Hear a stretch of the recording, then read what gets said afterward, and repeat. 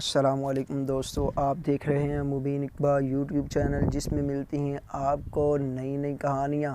آئیں ذرا آج بھی ہم لائے ہیں آپ کے لیے ایک اور کہانی، مگر کہانی کی جانب بڑھنے سے پہلے آپ سے چھوٹی سی درخواست ہے کہ آپ ہمارے چینل کو سبسکرائب کریں۔ ہمارے چینل کو سبسکرائب کرنے سے آپ کو تو کوئی فرق نہیں پڑے گا، مگر ہماری بہت ساری حوصلہ افزائی ہو جائے گی۔ چلیں بڑھتے ہیں کہانی کی جانب۔ کہانی کچھ اس طرح ہے کہ بادشاہ کا دربار لگا ہوا تھا۔ بادشاہ کے دربار میں وزیر، مشیر اور اعلیٰ عہدیداران بیٹھے ہوئے تھے۔ بادشاہ سلامت نے اچانک دربار میں ایک سوال اچھالا۔ بادشاہ کا سوال کچھ یوں تھا کہ کامیاب کردار کے لیے تربیت زیادہ کارآمد ہے یا ماحول؟ ایک وزیر نے جھٹ سے جواب دیا کہ عالی جناب، تربیت کامیاب کردار کے لیے زیادہ کارآمد ہے، جبکہ دوسرے نے جواب دیا کہ ماحول، کیونکہ ماحول تربیت پر فوقیت رکھتا ہے۔ بادشاہ نے دونوں وزیروں کی طرف دیکھا اور کہا، تم دونوں کو اپنا اپنا جواب عملی طور پر ثابت کرنا ہوگا۔ جو ثابت نہ کر سکا اس کا سر قلم کر دیا جائے گا، اور جواب کے لیے تمہیں 1 مہینے کی مہلت دیتا ہوں۔ دونوں وزیر اپنے جواب کی عملی تعبیر تلاش کرنے میں لگ گئے۔ ایک وزیر سوچ سوچ کر ہی پاگل ہو رہا تھا۔ 24 دن گزر گئے تھے۔ 24 دن بعد ایک وزیر نے اپنے جواب کو عملی طور پر ثابت کرنے کی اجازت چاہی۔ اجازت ملتے ہی اس نے دربار میں کھڑے ہو کر تالی بجائی۔ تالی بجتے ہی ایک ایسا منظر سامنے آیا کہ بادشاہ سمیت تمام اہل دربار کی سانسیں سینے میں اٹک گئی۔ دربار کے ایک دروازے سے 10 بلیاں منہ میں پلیٹیں لیے، جن میں جلتی موم بتیاں تھیں، ایک قطار میں خرامہ خرامہ چلتی دربار کے دوسرے دروازے سے نکل گئیں۔ نہ پلیٹیں گری اور نہ موم بتیاں بجھی۔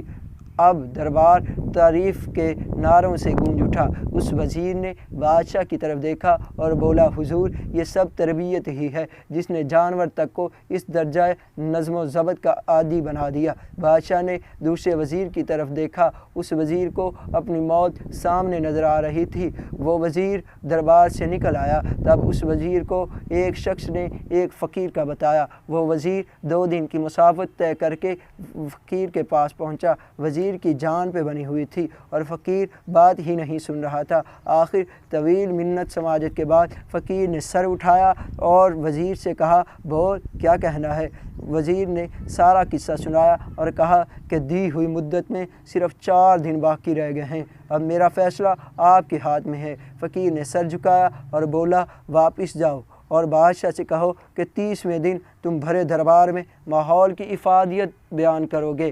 اب وزیر نے کہا، میں تو یہ کبھی نہیں کر سکوں گا۔ فقیر نے سر جھکائے ہوئے کہا کہ آخری دن میں خود دربار میں آؤں گا۔ وزیر مایوسی اور پریشانی کے عالم میں واپس دربار چلا آیا۔ مقررہ مدت کا آخری دن تھا۔ دربار بھرا ہوا تھا۔ وزیر کا دل زور زور سے دھڑک رہا تھا۔ سب کی نظریں بار بار دروازے کی طرف اٹھتی تھی کہ اچانک ایک مفلوک الحال سا شخص اپنے مختصر سے سامان کا تھیلا اٹھائے دربار میں داخل ہوا۔ بادشاہ کی طرف دیکھا اور بولا، وقت کم ہے، میں نے واپس جانا ہے۔ اس وزیر سے کہو تربیت کی افادیت کا ثبوت دوبارہ پیش کرے۔ تھوڑی دیر بعد دوسرے وزیر نے تالی بجائی اور پھر وہی منظر پلٹا۔ 10 بلیاں اسی کیفیت میں چلتے ہوئے سامنے والے دروازے کی طرف بڑھنے لگی۔ سارا مجمع سانس روکے یہ منظر دیکھ رہا تھا۔ وزیر نے امید بھری نگاہوں سے فقیر کی طرف دیکھا۔ جب بلیاں عین دربار کے درمیان پہنچیں تو فقیر آگے بڑھا اور ان کے درمیان جا کر اپنا تھیلا الٹ دیا۔ تھیلے میں سے موٹے تازے چوہے نکلے اور ادھر ادھر بھاگنے لگے۔ بلیوں کی نظریں جیسے ہی چوہوں پر پڑی، انہوں نے منہ کھول دیے۔ پلیٹیں اور موم بتیاں دربار میں بکھر گئیں۔ بس ہر طرف بھگدڑ مچ گئی۔ بلیاں چوہوں کے پیچھے لوگوں کی جھولیوں میں گھسنے لگی۔ لوگ کرسیوں پر اچھلنے لگے۔ دربار کا سارا نظام درہم برہم ہو گیا۔ فقیر نے بادشاہ کی طرف دیکھا اور کہا، آپ کسی بھی جنس کی جتنی مرضی تربیت کر لیں، اگر تربیت کے ساتھ اچھا ماحول نہیں فراہم کریں گے تو تربیت کہیں نہ کہیں اپنا اثر کھو دے گی۔ کامیاب کردار کے لیے تربیت کے ساتھ بہتر ماحول بے حد ضروری ہے۔ اس سے پہلے کہ بادشاہ اسے روکتا، فقیر دربار کے دروازے سے نکل گیا تھا۔